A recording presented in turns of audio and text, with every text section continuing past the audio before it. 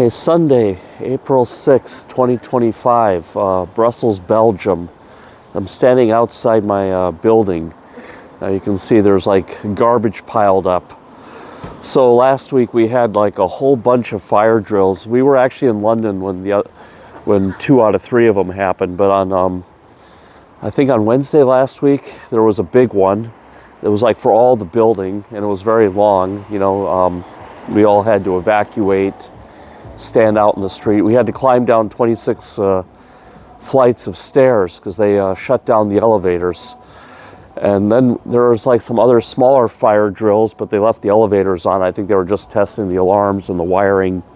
I don't know. We get a few of them. I know on the 6th day of every month there's some testing going on. So I don't know. It's quite disruptive, and we just got back from London yesterday. Our daughter now is up to 1 bamba nut. That's what they use for treating the peanut allergies. It's like a peanut snack, so there's trace amounts of peanuts in there. And they get all the way up to 2 bamba nuts before they jump over to real peanuts. And then cashew milk, she's up to 4 milliliters. She started at a ½ milliliter. And then it goes up to 8 milliliters before they jump over to real cashews. So it looks like next month we'll be jumping over to the real deal and see if this works. I'm a bit skeptical on the snacks, but it makes sense. You start with trace amounts. I mean, that's what the whole point of this is. You start with like micro doses, trace amounts. And I suppose it's easier to measure it if it's in a snack versus like cutting up a real peanut or a real cashew into like little micro bits, or using some powders or something. And then it's too light to measure. But yeah, it's we will see. I mean, the other parents there who are ahead of us said it works. People are having good results. The clinic, the people working at the clinic are really cool. They're easy to talk to, easy to work with, very flexible. So this is the Allergy Center of Excellence in London if you're interested. And highly recommend them. So far so good. I mean, we'll see. We have 6 more trips to make. So it's something we do every 2 weeks. The last trip will actually be on July 3rd, and we'll come home July 4th. So yeah, how fitting. Next week, we're going to the Norwegian embassy to get my daughter's Norwegian passport started. That was a bit of a process, a little bit unexpected hiccup. Since I was married outside of Norway, I had to get my marriage registered in Norway, and you actually have to send the physical documents. It's one of the few things where they demand physical documents in Norway. Most of the time you can just scan something and email it to them, but it had to be translated, apostilled, and now I had all that done in Ukraine. Because the marriage documents anywhere are in Ukrainian, and the U.S. embassy process requires the same. Translated, apostille, all of this good stuff. So the Norwegians don't demand that it be translated to Norwegian. I mean, it would be nice, but they're okay with English. Unlike here in Belgium, I had to have everything translated to French, and it was costly. In Ukraine, you get this done for like $10. Here it's like, I think I paid $100 for 2 simple documents, like a marriage certificate, which maybe has 20 words on it. It's all like very standard, and this translator's probably seen it 100 times before. And then a birth certificate, same thing, very standard document. If someone knows what they're doing, they've probably seen this before. They just enter it into Microsoft Word. So you're just paying for their certificate. They have to be certified. You can't just like go to a Ukrainian restaurant and ask someone there to do it. You have to get this person who has all these official certificates. So big difference, like I've been saying in some past videos, between Norway and the US. Actually, I'll go this way towards the Brussels market. I wanted to show you this pizza place. There's this Royal Pizza. It's like €8 for a pizza, and it's better than any pizza I've had, anywhere actually. I mean, it's owned by some Moroccan guys. I mean, outside Chicago deep dish pizza, this is like the best pizza I've had, let's say outside Chicago. So yeah, it's getting a bit chilly here. It's even snowing in Ukraine now, apparently. We had a friend stay in our apartment, and she gave us an update and checked that everything is okay over there. So yeah, that's kind of what's been going on. I know it's been a while. You know, I've been really busy. I'm on a new job, you know, with this Element Solutions. It's a chemical company, and I don't know, I was a bit surprised at their processes. You know, usually I was expecting like an industrial chemical company to be on board with like Lean Six Sigma and everything, but apparently not. So it's a lot for me to do, and hopefully I don't get fired in the process trying to persuade people to go to a more efficient way of working. But I think tariffs will demand more efficiency from such companies that are dealing with like processing raw materials and making them into finished goods. So it might be wide open right now to install some lean and agile processes, because right now it's like all spreadsheets and, you know, meetings without notes and minutes, and you know, the team is not cross-functional, so I have to encourage them to all cross-train. So we work in SAP, JD Edwards, MicroSiga. Basically, we work with 3 different ERP systems. That's all hooked into Snowflake, which pumps out Power BI reports, very much like in my old job. So but everyone was only doing one thing on the team. And usually when you are working in this business, just for your own good, you want to be cross-trained across 4 or 5 technologies, just so you don't find yourself in a, you know, if something, you know, like if Power BI gets replaced by something else, you don't find yourself out of work. You can fall back on one of your other knowledge areas. So that's something I have to talk to the team about, you know, how to become more cross-functional. And then this is all PMP stuff.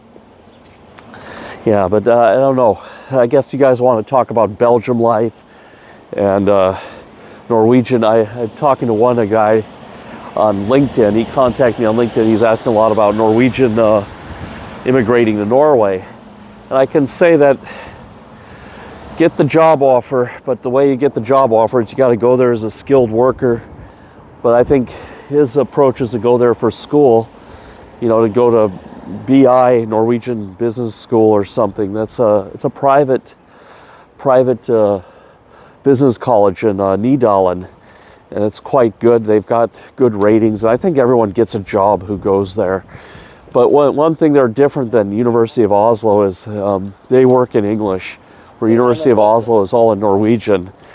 And it's good politics in Norway to learn Norwegian. I mean, I started my Norwegian lessons the day I landed. I mean, the plane hit the ground at 7 a.m. and I got through customs. It was a busy day, my first day in Norway. I went to my friend's house, dropped off my luggage, went to the police station, registered my presence there. Like I said, it was a lot different than here. They spoke English. I didn't have to fill out any documents. I just gave them my passport and my college transcripts and a resume, because I came as a skilled job seeker. So you get 6 months to look for work at your own expense, but they have to know you're there. And it was like a 5-minute thing. I went there, stood in line. You take a number, they call your number. And this lady, she was like a plainclothes police officer, and she just looked over my stuff. She goes, uh-huh. And she went, I think she scanned it. I don't know, it was so fast. And then she just marked me in the system. I was just surprised. I was like, is there any card or any paper I get? She said, no, don't worry about it. Go look for work. And then right after that appointment, and this was in Sandvika, there was like a big police station there for Bærum. And after that, I went to the Norwegian lessons, which was also in Sandvika.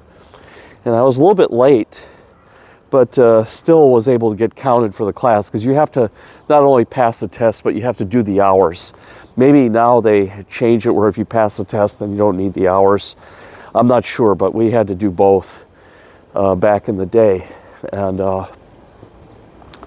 yeah, I learned some basic sentences, practicing going out, going to those cafes and foreigner meetups and everything, and just, that way I could go in the job interview and just at least start talking. But they always switch you over to English anyway over there in Norway, especially if you're American or British.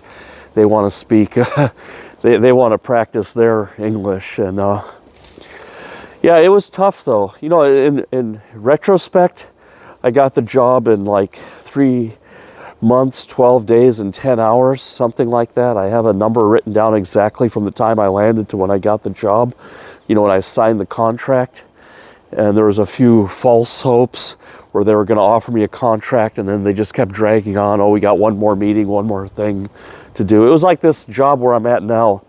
I've been talking to them in January, and I was waiting for a contract.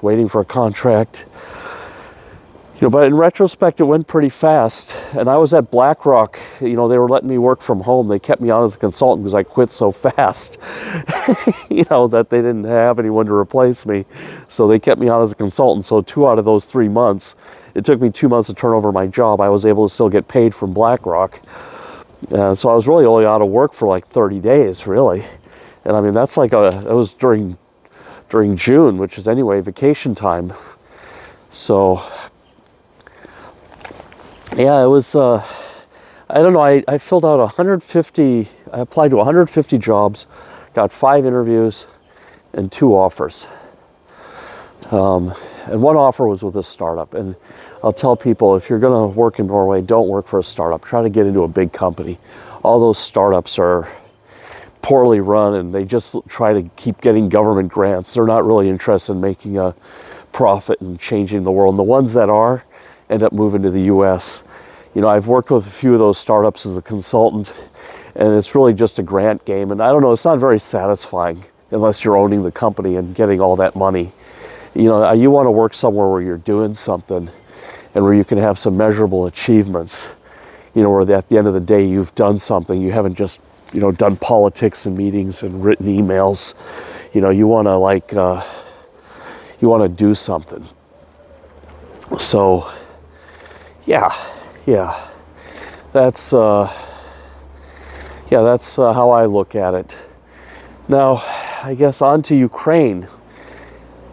Just like I've been telling people, Trump is not throwing Ukraine under the bus. Now he's mad at Russia for, changing their story and breaking the ceasefire and trying to get Zelensky out. I mean, as much as Trump doesn't like Zelensky and vice versa, I think, like I was saying in a past video, we all know Zelensky's the only one who's qualified for the job as leader of Ukraine. There really isn't anyone else. I mean, none of those other people, as I was saying, you can't bring them near the White House. I mean, they're just, they're not bred well. I don't know how to describe it, but, whatever Zelensky is, or whatever he did in the past, I mean, he does have something to him, He has some leadership qualities. I mean, sometimes he makes bad decisions and everything, but he does have leadership qualities, and you can send him to Washington. It doesn't always turn out well, but he's the best Ukraine has got. I don't even think Klitschko, the mayor of Kiev, maybe he's a far second. He's a far second, but supposedly he's a PhD and all this kind of thing, but the way I've seen him run Kiev, I've been to Kiev so many times, and always something is broken. The water is out. There's always there's still corruption there. It's a much different world than Lviv. The difference between Lviv and Kiev, and he's been driving that city for a while. So yeah, I'm okay with Zelensky, and yeah, Trump was pretty upset with the Russians at wanting to replace him, and dragging their feet with the treaty.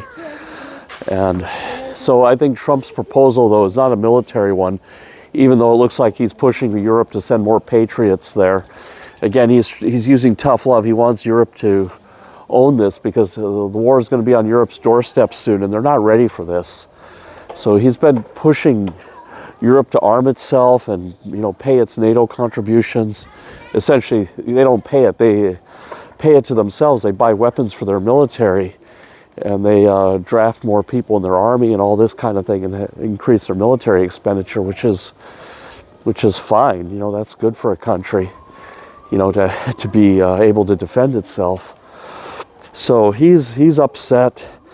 He wants this to stop. Like I said, if he wanted to throw Ukraine under the bus, he would have done it on the first day. He wants to get the war frozen and stopped. And, let's hope he can do something, because, every day that this goes on, I mean, he's right, people are dying, but it's just whole world's progress is on pause now. I mean, it's just very debilitating, and it's really for, I guess Russia is for pride or anything, but it's really, we'll see. I think though, it looks like, I'm predicting here that there will be like covert military aid. Publicly, Trump will say, I'm not going to support Ukraine, but the weapons are getting over there. Ukraine is holding the lines. I mean, albeit not as good as they were before, but it's the right approach to get this war stopped versus like getting the Russians out of the east. That'll be a huge amount of resources, and that could risk a nuclear war. But I think holding this line like we did in Korea, or an attempted to in Vietnam, I think is the right approach. It's really the only approach. I mean, if there were no nuclear weapons, I keep telling people the nuclear thing is real. Russia would be Serbia, and Serbia was bombed in '99 when they defied NATO, and the same thing would be happening here. Let me go back the other way. This is like some little sidewalk park here in Brussels. Yeah, and we are heading towards America. So like my daughter, like I was saying, gets her Norwegian passport, and then my wife, I think middle of the month, has her medical exam for the green card. She's gonna have to get a whole bunch of vaccines. I hope that doesn't mess her up. They're just normal vaccines, MMR, mumps, measles, rubella, just the standard ones. I think polio and all these things. The 100-year-old vaccines, the ones that don't do any harm. And then we have the interview in June, I think in June. And then I think October is our target date, by October, September, October, when the weather cools down in the US, to get over there. And then, hopefully, if I haven't upset people too much in this job. The problem when you're a agile project manager or a project manager, it's just inevitable. You can't, you're not doing your job correctly if everyone is happy. You'll be out of there quickly, because they ask, like, what are you doing there? And then again, if you're making everyone, if you're trying to make things more efficient and change things around and questioning how people do things, you upset them too, and politics can get you pushed out. Been there, done that many times, so yeah, we have to see what happens. We have to get over there and do something. That's all we can do. Yeah. So yeah, it's okay on Sunday mornings here. I'm not going to get jumped, but if you go out any later here in Brussels, I usually come out for walks and do all my exercise now when my daughter is taking a nap. I used to do everything at like 6 o'clock in the morning, but that's when she couldn't walk. Then my wife could watch her in the crib, but now she's like walking everywhere and running around the house. This is opening all the doors, opening all the cabinets, climbing on everything. So it takes like 2 people, even more, to manage her. It's a job. It's family life is a job. You need to put time into this so you can build a connection with your kids. It's too early to hand her off to a kindergarten. I'm quite against it. I'm quite against using TV screens and phone screens to entertain them, sugary foods and all this stuff to pacify them. You gotta let them run, and you gotta run after them so they develop properly later in life. Everything that you do now has outcomes 18 years down the road. You know, this, yeah. So this is what it's all about. Parenting is about sacrifice. And, you know, I've sacrificed a career path and everything to do this. So now I need to get back on that career path after she's age 3 so I can pay for all these lessons in private school and everything. But more importantly than all that is you got to give them a foundation. You know, they have to move around a lot. They have to be bored and, you know, start opening up things, and that, you know, starts the curiosity and the interest. Because if you put them in front of a screen, it just numbs their brain, and you're basically slowing down the development. They've got to go through a certain amount of steps every day, open, close things every day, climb up and down, and you're constantly like on a suicide watch, you know, but you got to go through all of that. You know, all that stuff adds up and builds strength, builds smarts, builds problem-solving ability, builds character. And if you just throw them in front of a screen and numb them, you know, it just hinders them later in life. It makes, you know, they're already showing that all these screens and stuff make the kids moody and irrational and, you know, nervous, you know, type of thing. It's tiring. I can tell you, I'm exhausted. You know, every day it's like wake up exhausted even, because it's hard to sleep at night because you're thinking about so many things. Our situation is different because we're not knowing where we're going to be and how things are going to go. You know, we came here to Belgium to do this allergy treatment, and we open-minded to stay here long term. But the more we're here and the more we're seeing stuff that's going on, it's not as advertised. The drinking water is not this... It's not drinking water. The tap water is not drinkable. It's more than 60 parts per million. You know, I tested it myself. Nothing is as advertised. The doctors are rude or uninterested. We found 1 or 2 good ones, but they're so busy. You know, the system is overloaded. They're underpaid. I understand them. You know, they're human beings. You know, but the medical care is not as advertised. And then there's like I showed you in the beginning of the video, there's like garbage and trash everywhere, and people are, you know, doing drugs in the park, peeing all over the place. And then you're paying 50-some% taxes on top of all this. So how do you get ahead? How do you know, you can work hard and you try to get something better for your family, but it's really hard, you know. It's so, you know, this Trump's America sounds really appealing, but they're right now like 2 weeks into a 2-year process. Not even 2 weeks. It's like, what is it? April 2nd was Liberation Day. We're 4 days into a 2-year process to readjust the U.S. economy and realign it. So maybe we have to hang out here 2 years until then. There'll be a sudden explosion in job openings and, you know, all of this thing when the factories start getting reshored. I mean, I hope Trump doesn't back down. It is a pain pill.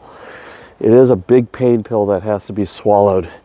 But America has to make its own steel and has to start producing things. And everyone is saying, oh yeah, if you produce iPhones on shore, it's going to cost $3,500. But robotics is catching up. It'll spur innovation. We'll have to find ways to get the production costs down in the U.S.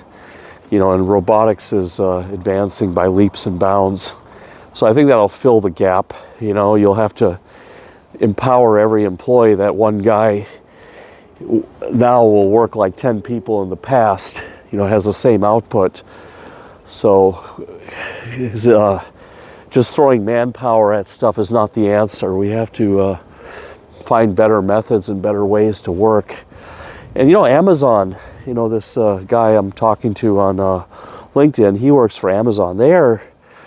Walmart are always trying new things using robotics and finding better ways to work and rely less on the human factors and more, you know, if something is routine, and then the humans they do have are doing the deep thinking on how to do more automation.